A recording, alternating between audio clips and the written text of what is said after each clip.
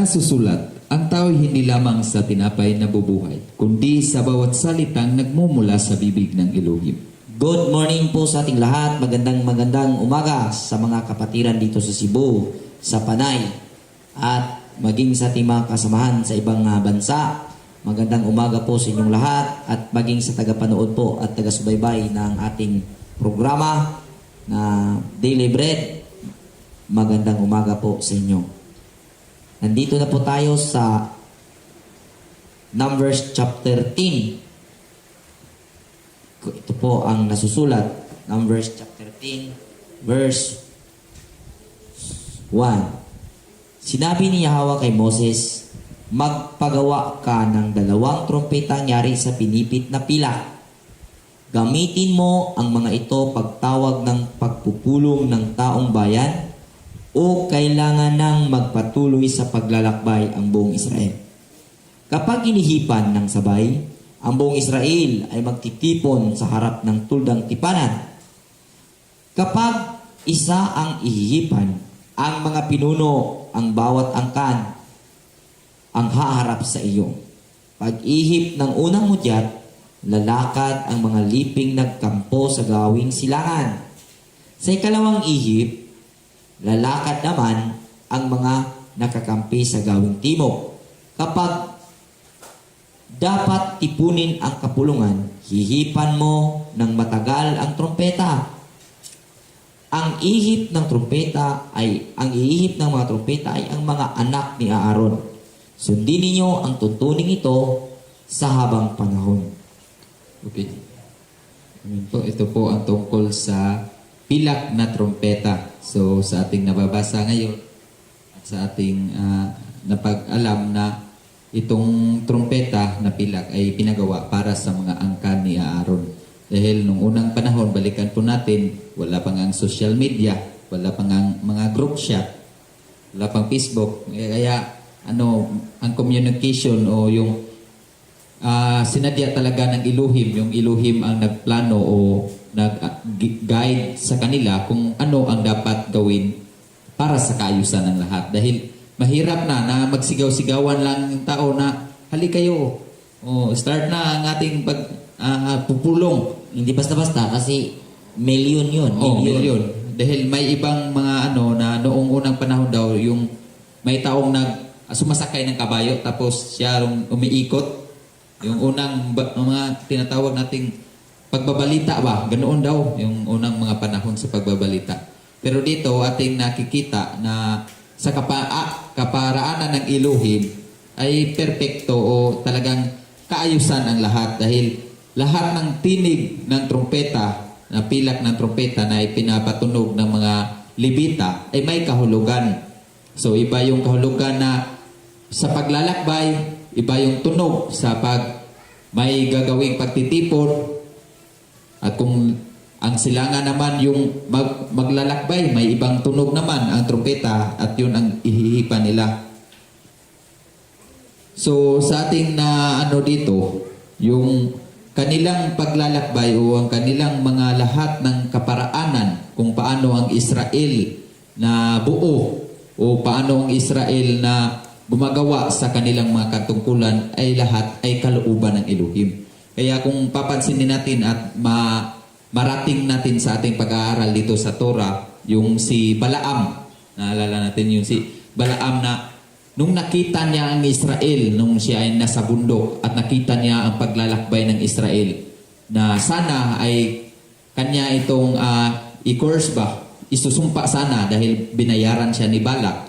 Ngunit nung nakita niya ang Israel kung gaano ito kaganda at kaayos yung paglalakbay, ang kanyang lumalabas sa kanyang bibig ay puro pagpupuri at pag-aano ng Israel.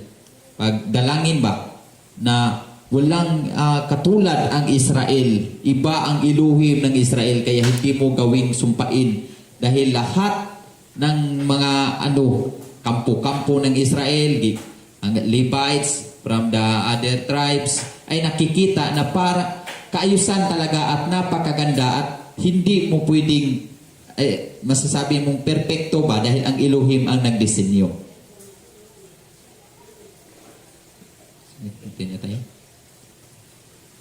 Kay verse 9, kapag nilusob kayo ng inyong kaaway, hipan nyo ang trumpeta bilang hudyat upang tulungan at iligtas kayo ng inyong Elohim na si Yahweh.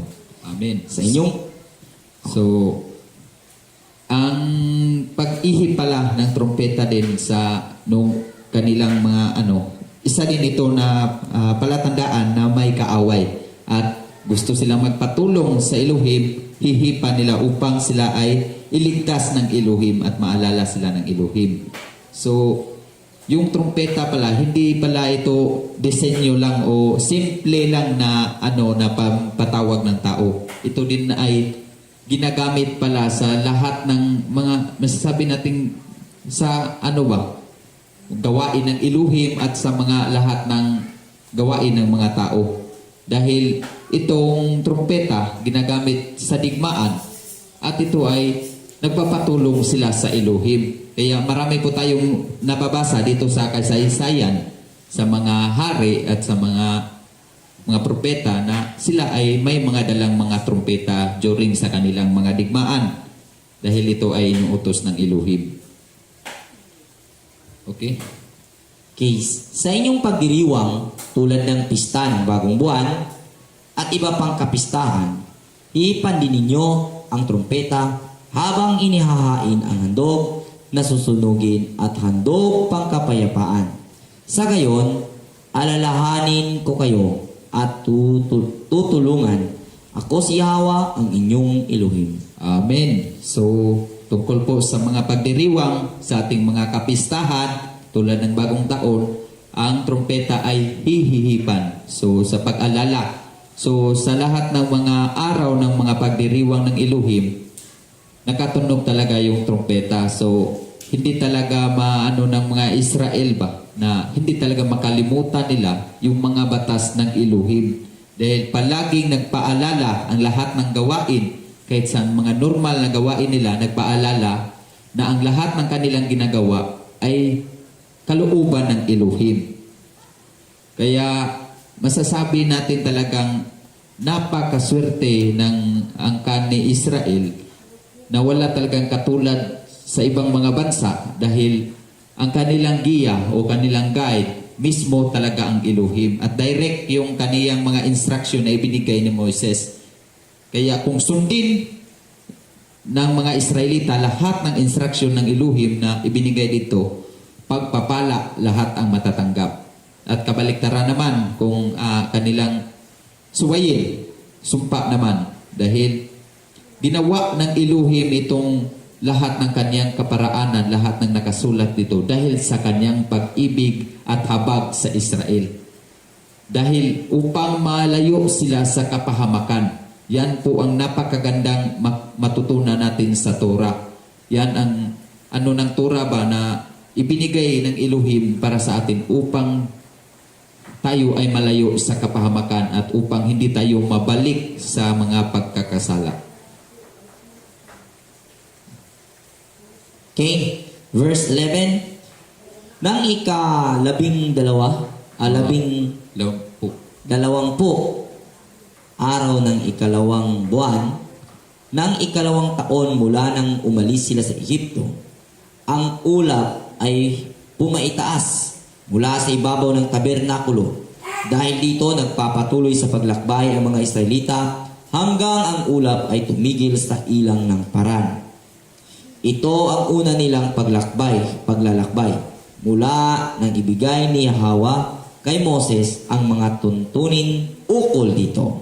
Amen. So, ibig palang sabihin, mula nung paglabas nila sa Ehipto, nananatili na doon sila sa Sinai dahil doon na ibinigay lahat ng instruction ng Elohim na tungkol sa mga tuntunin, tungkol sa batas, tungkol sa paggawa ng lahat. At dito natin unang nabasa na ito daw ang unang paglalakbay nila nung lumabas sila. Dahil yun nga, yung ulap ay naghudyat na sila ay maglalakbay.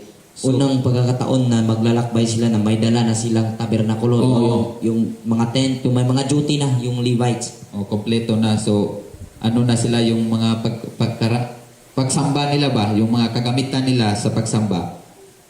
Kompleto na sa kanilang paglalakbay.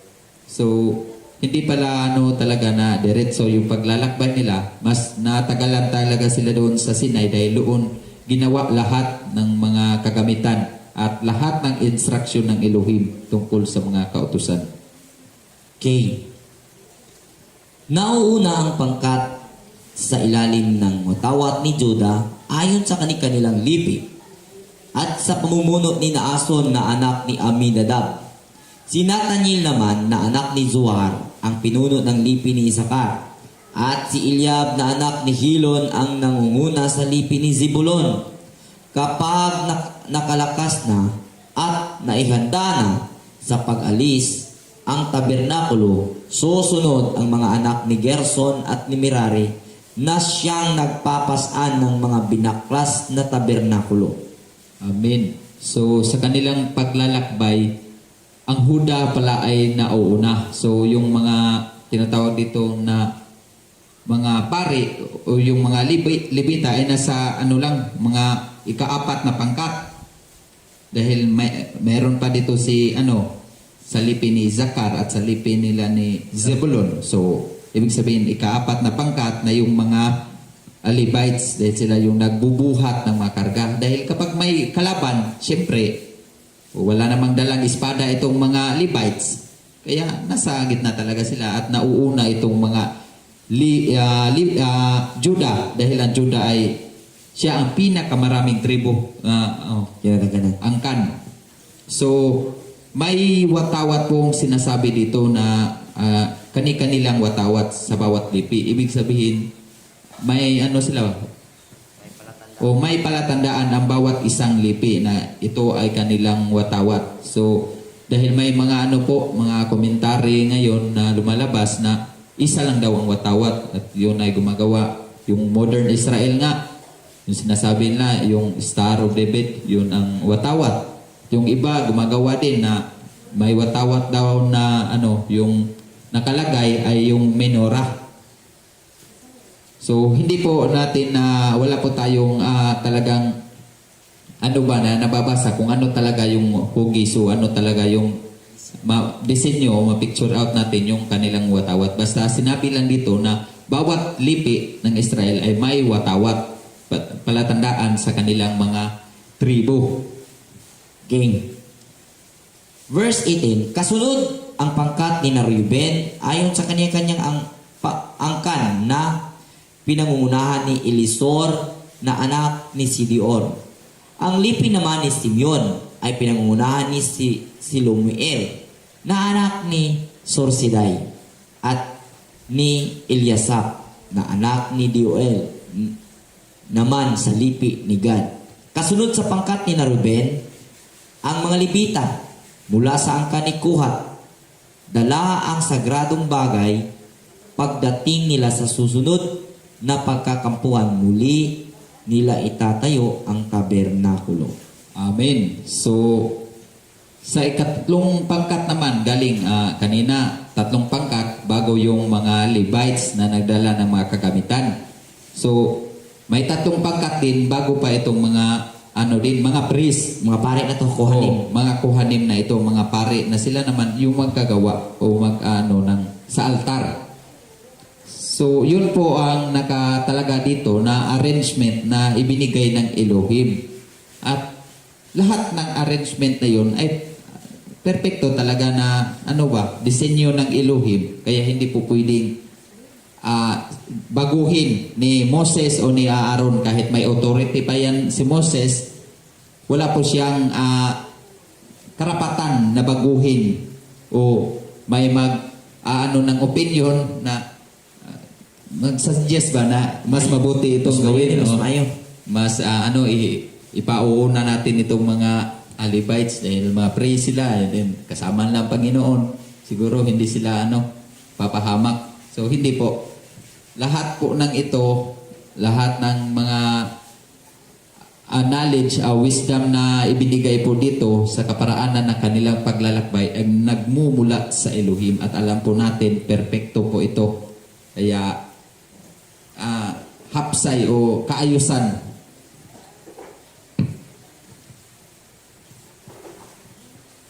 Okay, verse 25. Sa pangkat ni Nadan at kahuli-hulihan at siyang nagsisilbing tanod na nasa huling hanay, sila ang pangkat din ayon sa angkan na pinangungunahan ni Anahan ni Ahizer na anak ni Amisaday. Ang pinuno ng lipi ni Asher ay si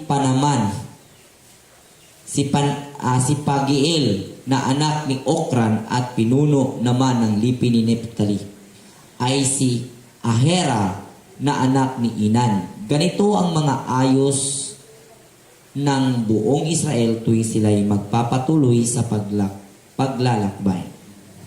So dahil yung Israel na tinatawag yung 12 tribes, hindi na natin ibibilang ditong Levites ha. Yung 12 tribes sa yung 3 tribo tapos yung isang angkan ng Levites dito ilalagay. The next, yung 3 tribo naman, at sa ng tribo, next yung mga angkan naman ng mga Levites. At next, yung 3 tribo, ikasyam na tribo, ilalagay din doon yung mga angkan ni Levi, dahil sa 3 bahagi ito, yung angkan ni Levi na hahati itong angkan ni Levi, 3 bahagi. So doon sila gipang butang ba? Yung una, yung dalawa, yung unang batch, yung Levites, yung dalawa, yung Merari at saka Gershom. Yun ang sa dito na sa pinakagitna, yun na yung Kohat, yung mga may pare na. So sa huli, itong si Neptali, si Dan, at sa sila yung nagsisilbing mga tanod sa uling banay. So tulo sa tulo. Dan, Asher o Neptali. Nasa to. Nasyod sa tunga-tunga ang mga Levita, ang mga pari. Dahil kilala itong mga angkan ni Dani na mga warrior din. Na manggugubat na grabe din ang kanilang mga lakas. So sila ang naging tanod sa mga sa luyo, sa huli.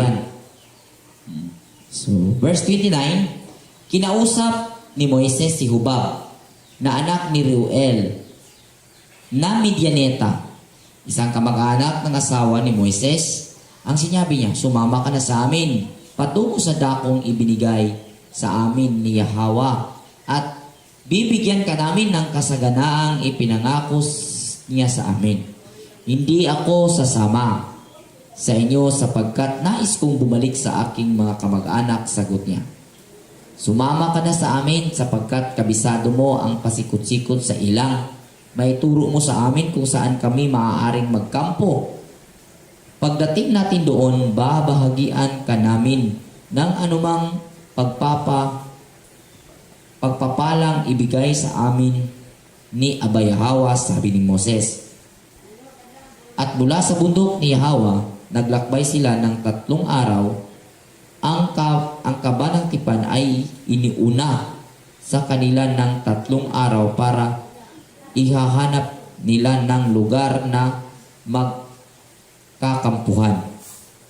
Kung araw ay nililiman sila ng ulap ni Yahweh habang naglalakbay. Tuwing ilalakad ang kaban ng tipan, ito ang sinasabi ni Moses, magbangon ka Yahweh, kaaway ay manggalatin. Itaboy mo ang iyong mga kaaway. At magtatakbuhan sa takot ang lahat ng napupuot sa iyo. At kapag ihihinto na nila ang paglalakbay ng kaban ng tipan, ito naman ang sinasabi ni Yahweh, manumbalik ka Yahweh sa libu-libong angkan ng Israel. There. Oo.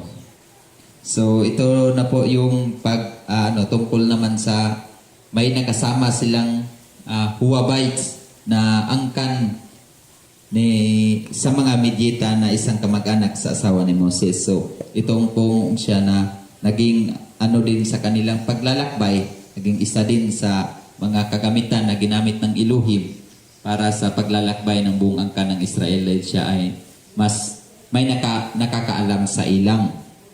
Sweeto ning tawhan na siguro ba? So, may blessing po na sinabi dito ng Elohim. Balikan po natin. Naglakbay sila ng 3 araw. Ang kaba ng tipan ay inuna sa kanila ng 3 araw para ihanap sila ng lugar ng pagkakampuhan. Kung araw, nililiman sila ng ulap ni Abay Hawa habang naglalakbay. So yun na po, yung kanilang paglalakbay, yung ulap na nagsisilbing guide nila, doon sila humihinto at humahanap sila doon ng tamang paglalagyan ng yung tabernakulo, dahil hindi po kahit saan-saan lang ilalagay yung tabernakulo. May talaga na lugar na dapat ito sa ang lugar na ito ay karapat-dapat na paglagyan ng tabernakulo. At sinabi ni Moses, tuwing ilalakad ang kaban ng tipan, itong sinabi ni Moses, magbangon ka, Abay Hawa, kaaway ay pangalatin.